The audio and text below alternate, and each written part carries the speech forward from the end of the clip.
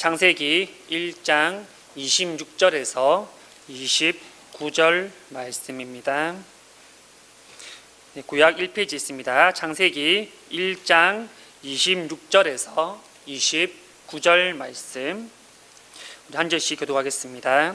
하나님 이르시되 우리의 형상을 따라 우리의 모양대로 우리가 사람을 만들고 그들로 바다의 물고기와 하늘의 새와 가축과 온 땅과 땅에 기는 모든 것을 다스리게 하자 하시고,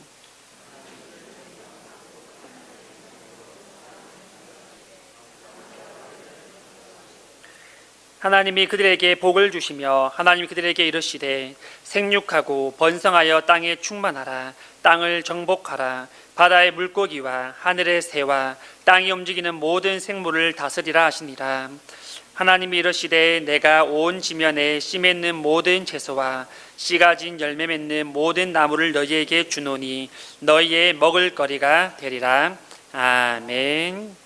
우선 이렇게 인사합시다. 당신은 하나님의 형상대로 만들어졌습니다. 당신은 하나님의 형상대로 만들어졌습니다. 우리는 하나님의 형상으로 만들어진 가장 고귀한 존재임을 믿고 고백할 수 있기를 간절히 소망합니다. 경상도 할머니와 외국인이 버스 정류장에서 만나게 되었습니다. 버스가 도착하자 할머니가 사투리로 왔데이라고 했습니다. 왔다라는 경상도 사투리죠.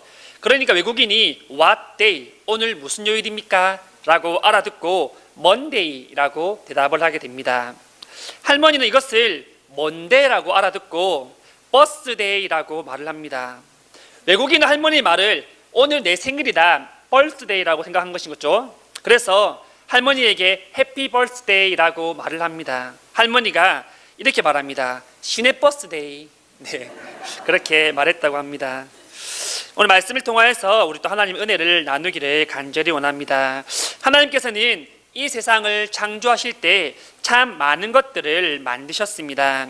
우리가 알다시피 빛을 만드시고 궁창을 만드시고 하늘과 땅을 만드시고 식물과 열매와 나무를 만드시고 해와 달과 별들, 그리고 바다의 물고기와 새, 그리고 짐승까지 만드셨습니다.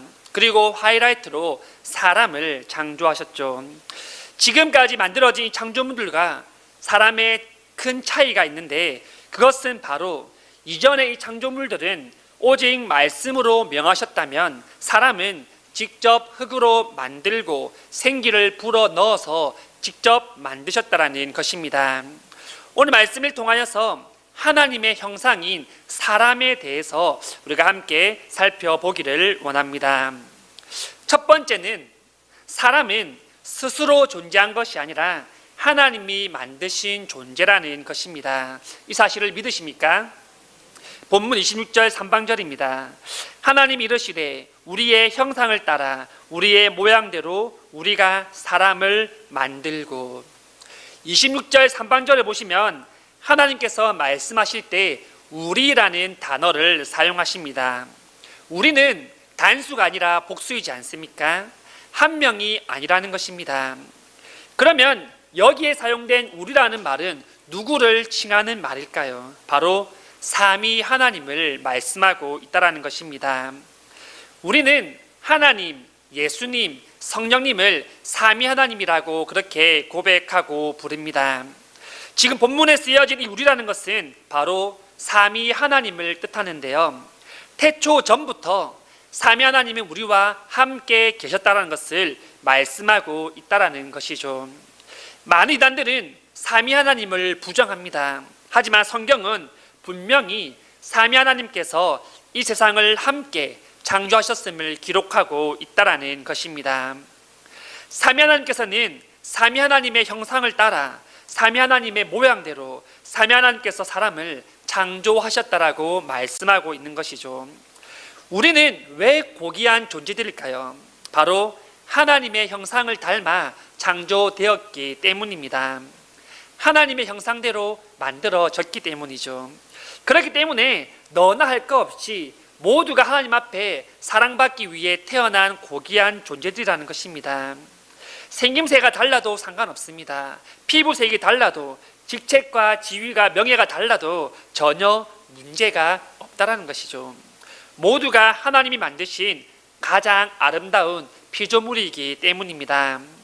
바벨론 신화 이야기를 보면 사람이 만든 이유에 대해서 말하기를 사람의 일을 한다고 시달린 신들을 위로하기 위하여서 사람을 만들었다라고 바벨론 신화는 말하고 있습니다. 하지만 창세기에서는 사람을 위하여서 오직 이 세상이 만들어졌다. 하나님께서 사람을 위하여서 이 세상을 주셨다라고 우리에게 말씀하고 있습니다. 그리고 우리는 가장 존귀한 존재임을 창세기에서 말씀해 주고 있는 것이죠. 두 번째는 사람은 왕이 아니라 대리 통치자라는 것입니다. 본문 26절 하반절입니다. 그들로 바다의 물고기와 하늘의 새와 가축과 온 땅에 기는 모든 것을 다스리게 하자 하시고. 여러분, 이 세상의 통치권은 누가 가지고 계십니까? 바로 우리 하나님께서 가지고 계시지 않으십니까? 우리가 어떠한 작품을 만들거나 어떠한 그림을 그린다고 할 때 그 소유권은 누구에게 있습니까? 바로 만든 사람, 그린 사람에게 가장 먼저 소유권이 주어지게 됩니다. 그것을 침해하거나 벤치마킹해서 따라할 수는 없는 것이죠.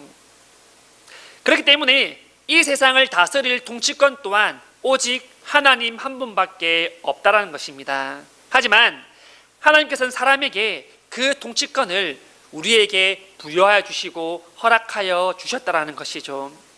사람에게 동물을 다스릴 권한을 주시고 세상을 통치할 권한을 허락하여 주셨다라는 것입니다. 사람에게 어떠한 권한을 주셨는지 28절에 이렇게 말합니다. 하나님이 그들에게 복을 주시며 하나님 그들에게 이르시되 생육하고 번성하고 땅에 충만하라. 땅을 정복하라. 바다의 물고기와 하늘의 새와 움직이는 모든 생물을 다스리라. 아멘. 여기는 여러분 5가지 동사가 나타나는데요. 바로 생육하라, 번성하라, 충만하라, 정복하라, 다스리라는 말씀입니다. 이것은 단지 권유가 아닙니다. 명령입니다. 하나님께서 인간에게 주신 명령이라는 것이죠. 다른 말로 우리는 문화 명령이라고도 표현을 하는데요. 중고등부를 하면서 한 학생이 이렇게 질문한 적이 있습니다. 목사님 이제 알겠어요 라고 하는 겁니다. 그래서 제가 뭐를 물어보니까 하나님께서 정복하고 다스리라고 했잖아요. 그렇기 때문에 성경시대에 그렇게 많은 전쟁들이 있었던 거 아닐까요? 라고 저에게 질문을 합니다. 여러분 어떻게 생각하십니까? 하나님께서는 인간에게 정복하고 다스리라고 명령하셨지 않습니까?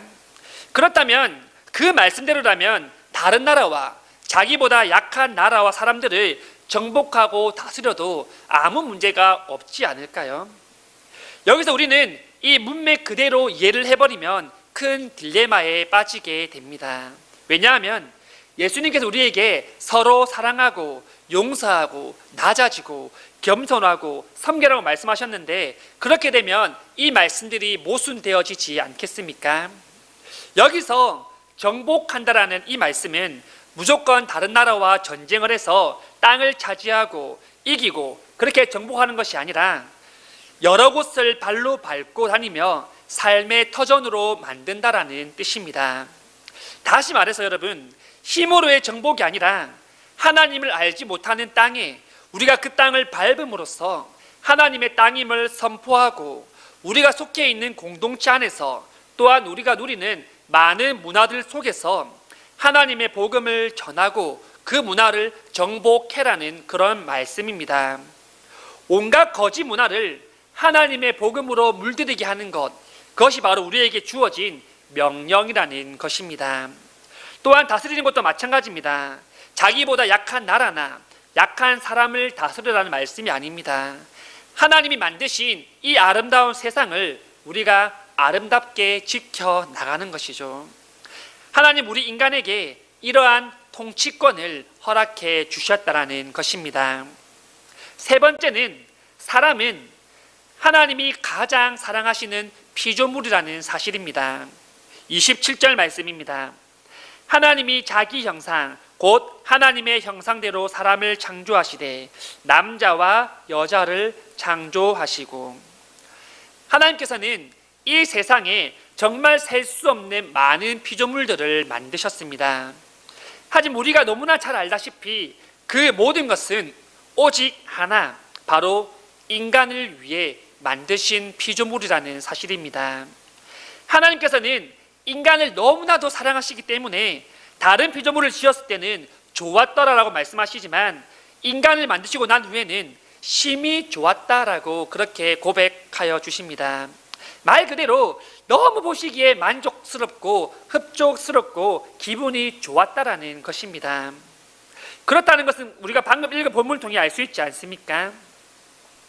우리가 너무나 사랑스러운 존재이기 때문에 하나님의 그 형상대로, 하나님의 그 인격대로 우리를 창조하여 주신 것입니다.